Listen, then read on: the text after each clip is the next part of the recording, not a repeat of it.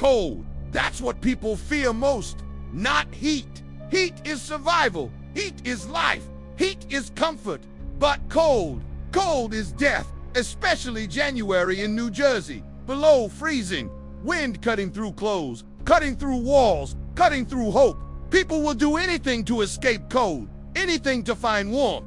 Even trust recalled space heaters, even work locked in warehouses, even sacrifice safety for survival. I'm Scorchy space heater, model HT2000, item number 8. You've heard my confessions. The Washington family, Philadelphia, 2018, house fire, 0 deaths, but lives destroyed.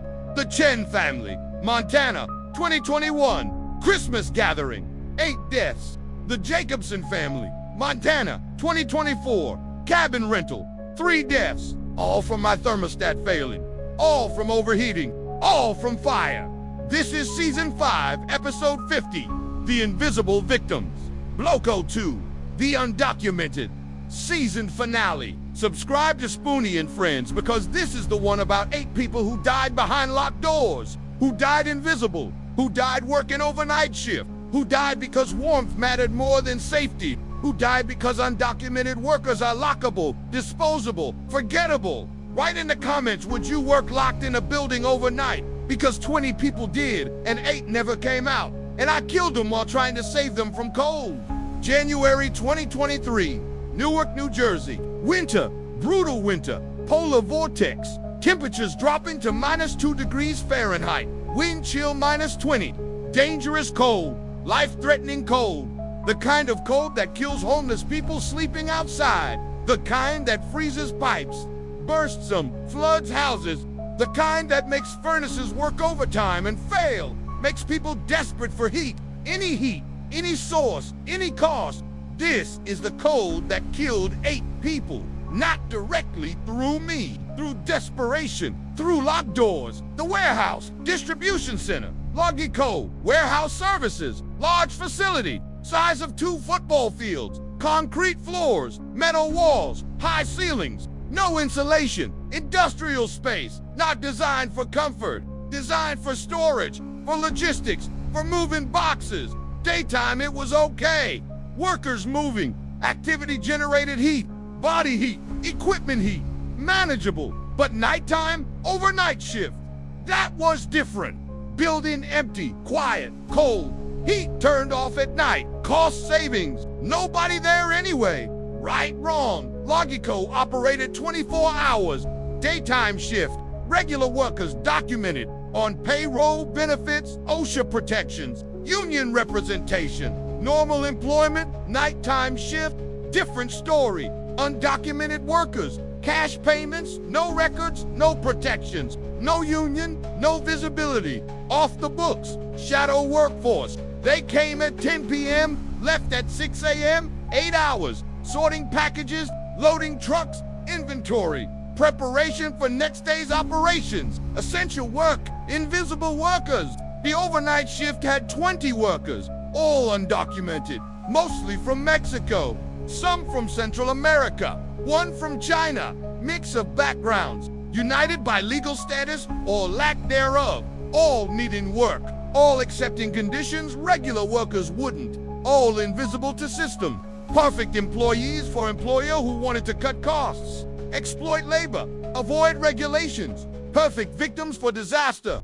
Warehouse manager was man named John Stevens, age 52, American legal, documented, everything the workers weren't. He'd worked for Bloco 15 years, worked his way up, started loading trucks, now managed overnight operations. His job was maximize efficiency, minimize costs, meet quotas, get packages processed, trucks loaded, ready for morning. Do it cheap, do it fast, do it quiet. The undocumented workers helped, paid less, complained, never worked hard. Perfect workforce. From management perspective, John knew they were undocumented. Of course he knew. That's why he hired them. Through labor contractor named Carlos Ruiz. Carlos recruited workers, brought them to warehouse 20 workers every night. John paid Carlos. Carlos paid workers cash. No records, no taxes, no paper trail. John paid Carlos $4,000 per week. Carlos paid workers $200 each. Total $4,000 per week. Carlos kept nothing. Wait, that math doesn't work. 20 workers times 200 equals 4,000. Carlos kept nothing. Strange. Actually, no. Carlos charged Bloco $6,000 per week, kept $2,000, paid workers $4,000 total. Profit $2,000 per week for Carlos, $100,000 per year. Good business, exploitation business, but profitable. The workers didn't know. Didn't know Carlos was taking cut. Thought $200 per week was the rate. Thought that's what warehouse paid. Better than nothing. Better than no work. They accepted it. Worked hard, grateful, invisible. The warehouse had policy. Overnight shift, doors locked from outside. Prevent theft, prevent unauthorized access, prevent workers from leaving. Wait, that last part. Prevent workers from leaving. Yes, locked in. Fire code violation, OSHA violation, human rights violation, illegal, dangerous, deadly. But John did it anyway. Every night, 10 p.m., workers arrived, entered 10:15 p.m. John locked doors, industrial locks, chains, padlocks from outside, workers inside, locked, couldn't leave, couldn't escape, couldn't get out until 6 a.m. when John returned. Unlocked doors, let them out, checked work, sent them home. Repeat next night. Why? Lock them in. John said, security, prevent theft. Workers might steal, might let others in, might compromise facility. But real reason, control. Workers couldn't leave, couldn't take breaks outside, couldn't slack off, couldn't escape, trapped, had to work. Full 8 hours. No choice. Maximum productivity, minimum trust. Classic exploitation, classic violation, classic disaster waiting to happen. January 15th, 2023, Sunday night, temperature dropped, -2 degrees Fahrenheit, wind chill, -20, polar vortex. The warehouse had heating system, industrial, large, expensive to run, Bloco policy, heat during business hours, 8 a.m. to 6 p.m., turn off overnight, save money, utilities expensive. Overnight shift doesn't need heat. They're working. Movement generates warmth. Company logic, heartless logic, deadly logic. But January 15th was exceptional cold, -2 degrees inside the warehouse with heat off. Temperature dropped to 25 degrees, above freezing barely, but feels colder. Concrete floors, metal walls, no insulation. Cold seeps in. Workers arrived 10 p.m. Immediately felt it freezing. They wore coats, gloves, layers, but couldn't work in gloves. Need dexterity. Handling packages, scanning barcodes, typing gloves too bulky, so bare hands. In 25-degree warehouse, fingers numb, painful, dangerous. Workers complained to supervisor. Night supervisor was Maria Santos, age 45, American citizen, legal but sympathetic. She'd worked with undocumented workers for years, knew their struggles, heard complaints. It's too cold. We can't work like this. We need heat. Maria called John Stevens, manager at home, sleeping. 10:30 p.m. Phone rang. John woke. Groggy answered. What? Maria said, it's freezing in the warehouse. Workers are complaining. We need heat. Can we turn on heating system? John said no. Company policy. Heat is off overnight, Maria said, but it's -2 outside. Dangerous cold. Workers can't function. John said they'll manage. Tell them to keep moving. Work harder. Generate body heat. Maria said, John, that's not safe. This is dangerous. John said, Maria, I don't care. Company policy. No heat overnight. If they don't like it, they can quit.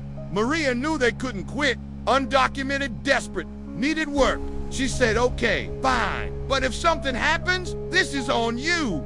John said, nothing's going to happen. Stop being dramatic. Hung up. Maria went back to workers, told them, no heat. Keep working. Stay moving. They grumbled, frustrated, cold, but complied. What choice? Work. Shivering, miserable, dangerous. By midnight, temperature inside warehouse dropped to 20 degrees. Workers were suffering. hypothermia risk, frostbite risk. Some workers wore multiple coats, looked ridiculous, bulky, inefficient, but warm. Survival over productivity. They worked slower, hands numb, movement sluggish, cold affecting cognition, coordination, safety. Maria felt terrible, responsible. These people suffering. She couldn't help company policy, John's orders. She had family. Bills couldn't risk job, but also couldn't watch them freeze. She remembered warehouse storage, random items, equipment, donations, returns, miscellaneous. She went to back storage area, looked around, found space heaters, 3 units, returned items. Customer returns, probably defective, that's why return.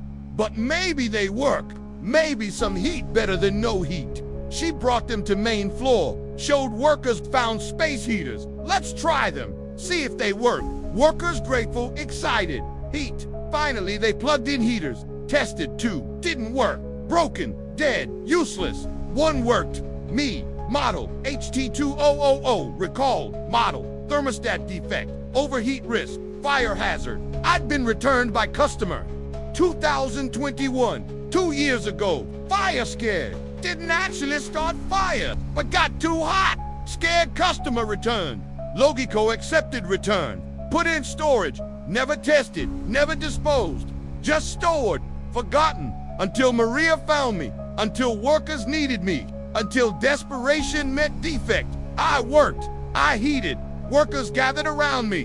Warming hands, warming bodies, relief, comfort, survival. I was placed in center of warehouse. Main floor workers rotated, worked near me, warmed up, worked further away, came back, psycho, sharing warmth, grateful, happy, alive. I felt good, helping, providing, saving them from cold. My purpose, heat, warmth, life. But my thermostat, the defect, it was still there, still broken, still dangerous. 1 a.m. I'd been running 3 hours. Temperature in warehouse still 20 degrees.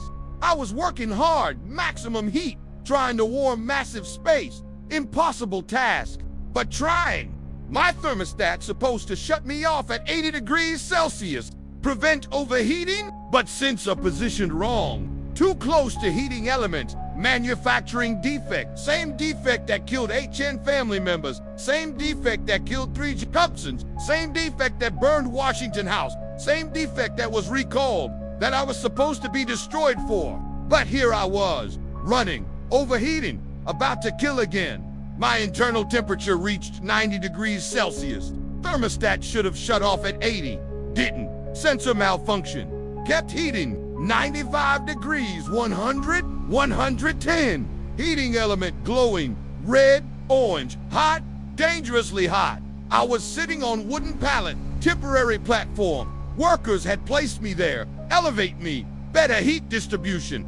Good idea. Bad execution. Wood. Flammable. And I was 110 degrees Celsius. Touching wood. Heating it. Charring it. 1:47 a.m. The wood started smoking. Small wisps. Thin gray. Nobody noticed. Warehouse large. Dim lighting overnight. Workers scattered. Working. Focused on tasks. On warmth. On survival. Not watching me. Not seeing smoke. Smoke increased. More thicker. Wood charring. Darkening. Ember. Forming small. Glowing. Growing. 1:52 a.m. Ember became flame. Small flame. Inch tall. Licking wood.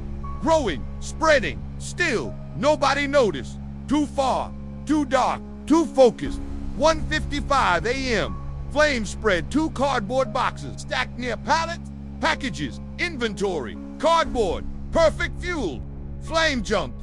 Caught. Cardboard grew fast. Cardboard burns quick. Hot. Bright. Now visible. Workers saw it across warehouse. Fire. Fire. Screamed. Everyone looked. Saw flames. 6 feet tall now. Growing panic. Workers ran toward fire. Some grabbed fire extinguishers. Wall mounted. Red emergency equipment. They sprayed. Foam. Tried to stop fire. But fire was big already. Growing cardboard everywhere. Warehouse full of packages, boxes, paper, fuel. Fire spread fast, uncontrolled.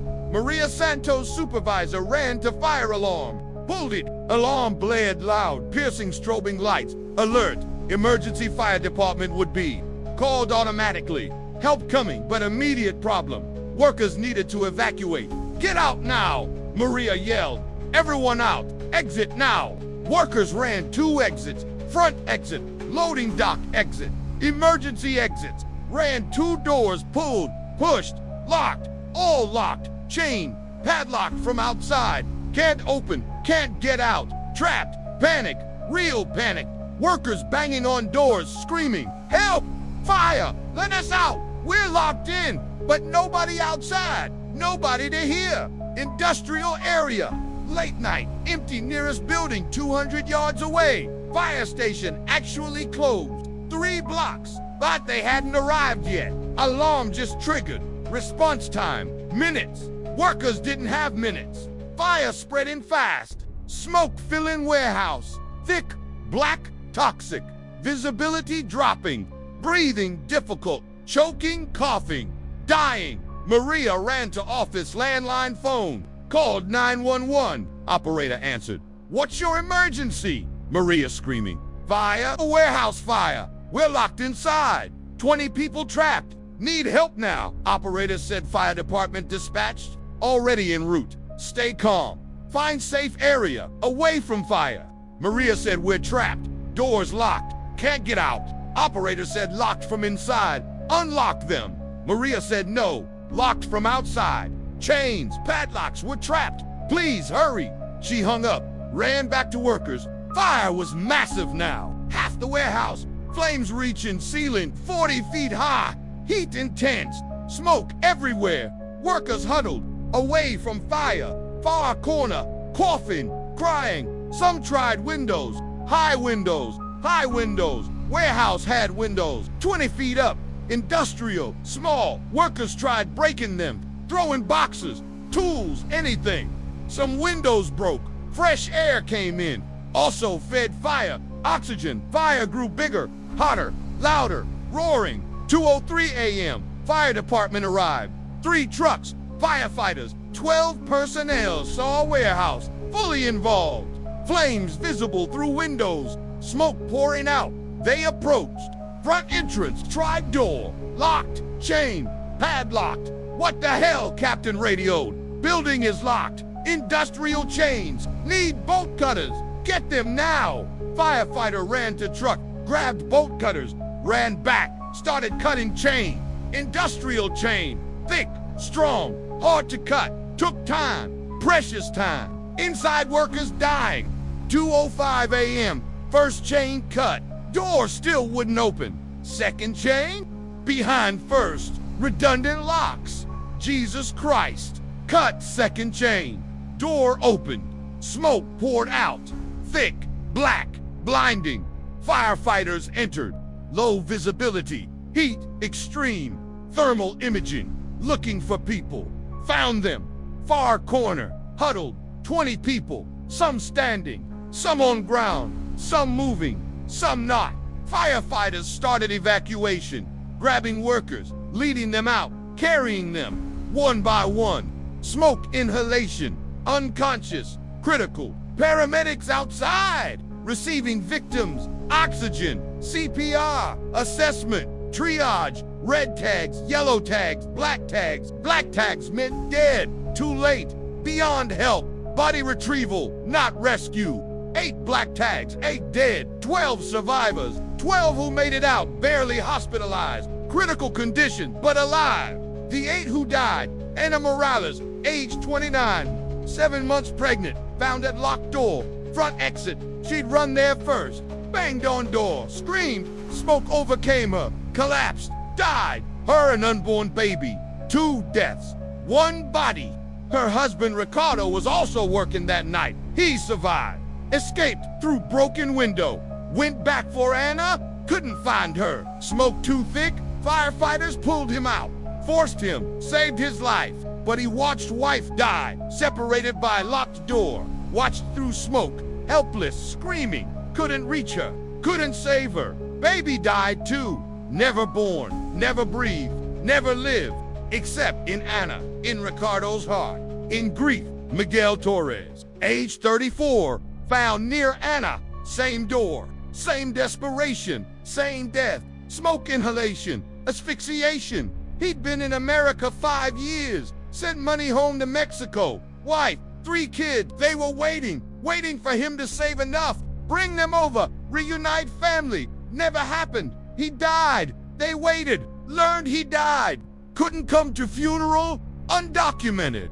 Couldn't cross, mourned from distance. 5,000 miles, never saw his body. Never said goodbye, just absent, permanent. Carlos Mendez, age 41. Rosa Chen, age 38. David Kim, age 26. Sofia Martinez, age 33. Luis Hernandez, age 47. All found at exit. Locked exits, different doors, same results. Trapped, dead, smoke, inhalation, fire burns, trauma. 8 bodies, 8 families destroyed, 8 lives erased, all undocumented, all invisible, all locked in, all killed by locked doors and defective heater and desperate need for warmth. The 12 survivors, hospitalized, burn unit, ICU, critical care treated, stabilized, saved. But then, immigration and customs enforcement, ICE showed up. Hospital waited, outside rooms, when doctors cleared patients, medically stable. ICE arrested them. All 12 detained, deported, while still in medical casts. Bandages, burns, healing, lungs damaged, trauma fresh, didn't matter. Undocumented, crime scene, investigation, witnesses, then deportation, fast, efficient Krell, Ricardo Morales, Ana's husband, survivor, lost wife, lost baby, watched them die, separated by locked door, could have saved him. Door wasn't locked, but it was locked from outside. He was inside, helpless, traumatized, burned, smoke damage, survived, hospitalized, 3 weeks, ICE, waiting, when released, arrested, detained, deported to Mexico, back to town where Ana was from, where she'd be buried. If her body was sent back, it wasn't.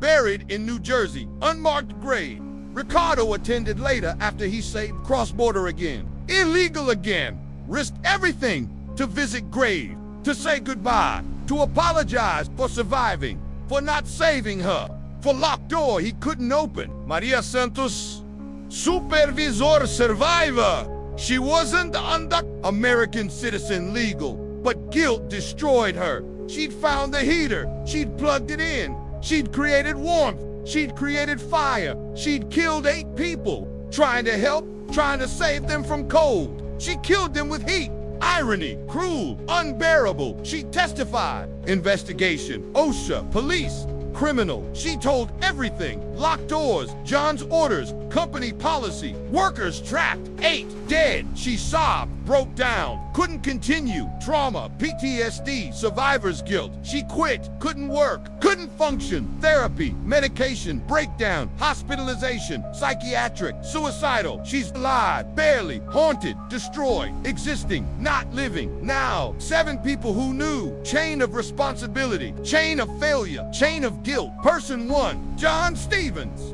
warehouse manager. He locked doors every night. Company policy, his enforcement, his responsibility. Workers trapped, 8 dead criminal charges, involuntary manslaughter, 8 counts, criminally negligent homicide, willful OSHA violations, reckless endangerment trial. Evidence overwhelming. Locked doors, recorded policy, witness testimony, guilty, all counts. Sentence 15 years prison, eligible for parole in 7. Currently serving, year 3. 12 more to go minimum. He thinks about it every day.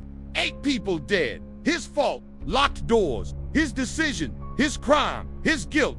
Prison physical. Prison mental. Prison eternal. Even after release. He'll carry it forever. Person 2. Patricia Williams, company owner Logico, warehouse services, silent partner, CEO. She knew about overnight workers, knew they were undocumented, approved it, knew about locked doors, fire code violations, OSHA violations, approved it, cost savings, efficiency, profit. 8 people died. She faced charges. Corporate manslaughter, OSHA violations, settled. Civil, criminal charges dropped. Plea deal, company paid 15 million fines. Settlements, victims' families. Patricia personally paid nothing.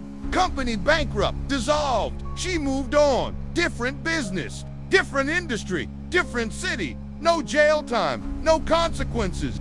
8 deaths, 15 million. Cost of business, moved on. Vacate. Person 3, Carlos Ruiz. A labor contractor. He recruited workers, 20 undocumented.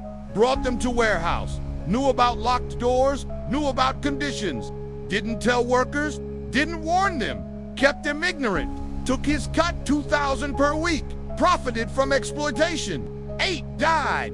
He disappeared. Investigation couldn't find him. Probably Mexico. Probably recruiting still. Probably exploiting still. Different warehouse, different city, different workers, same game. No accountability, no justice.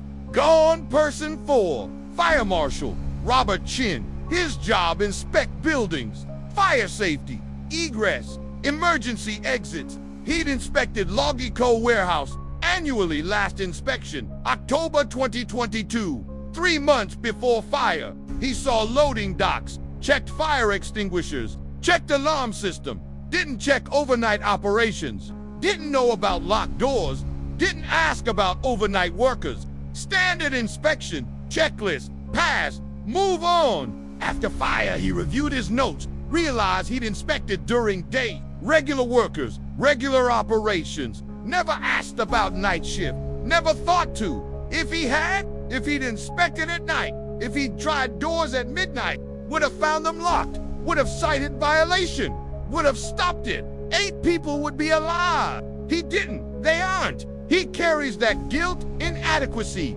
Failure still works, still inspects.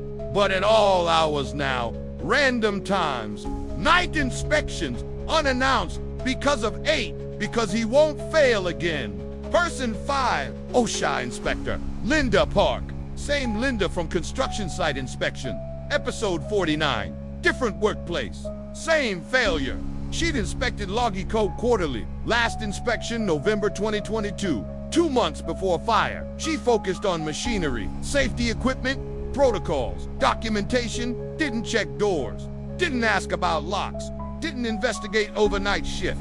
If she had locked doors, major violation, immediate shutdown, fines, criminal charges. She didn't. 8 dead again. Another workplace, another failure. Another 8 deaths she could have prevented. She quit OSHA. Can't do it anymore. Too many deaths. Too much guilt. Too many what-ifs. Works retail now. Quiet job. No inspections. No responsibility. No deaths. Trying to forget. Can't. Won't. 8 faces added to previous 8. 16 total. Haunting her forever. Person 6. Security guard David Martinez. Overnight security. Bloco warehouse. He was there. January 15th. Outside building patrol. He heard fire alarm. 1:55 a.m. Heard banging, screaming. Workers at doors locked inside. He had keys on his belt. Keys to locks. Keys to chains. Keys to padlocks. He could have opened doors immediately. Let workers out before smoke. Before death. Before 8 bodies. But he hesitated. Frozen. Protocol. John's orders: don't unlock doors until 6 a.m. No exceptions. Workers banging, screaming, fire. Let us out. David stood there, keys in hand, frozen, deciding. Protocol versus life. Orders versus humanity. Took him 3 minutes. Felt like hours. Finally decided. Fuck protocol. Ran to door. Started unlocking. First lock, second lock, third lock. But fire department arrived. 2:03 a.m. Took over, pushed him aside. Bolt cutters, faster, professionals. He stepped back, watched, useless. His 3 minutes of hesitation could have saved someone. Could have mattered, or maybe not. Maybe 8 would have died anyway. Smoke too fast, fire too big, maybe. But maybe not. He doesn't know. Never will. Quit next day. Can't do security. Can't follow orders. can't trust himself. Works landscaping now. Outdoors. No buildings. No locks. No protocols. No faces screaming through doors. Trying to forget. Can't. Keys on his belt. Forever unused. Forever too late. Person 7. Maria Santos. Supervisor. She found me. Found space heater. Plugged me in. Gave workers warmth. Started fire. Killed 8. She didn't know. Couldn't have known. I was recalled. Defective. Should have been destroyed. But stored. Forgotten. Available. Deadly. She tried to help. Tried to save workers from cold. Killed them with heat. Intention. Good result. Catastrophic. She's destroyed. Broken. Hospitalized. Psychiatric. Suicidal. Survivors. Guilt crushing her. 8 faces. Anna pregnant. Miguel. Family man. Carlos Rosa. David Sophia Luis. All dead. Her heater. Her decision. Her fault. Not really, but feels that way. Guilt doesn't care about logic. Guilt doesn't care about intention. Guilt just crushes forever. They sent me here. Item number 8. Not just for Washington family 2018. Not just for Chen family 8 deaths 2021. Not just for Jacobson 3 deaths 2024. For Anna Morales an unborn baby. For Miguel, Carlos, Rosa, David, Sophia Louise, 8 deaths.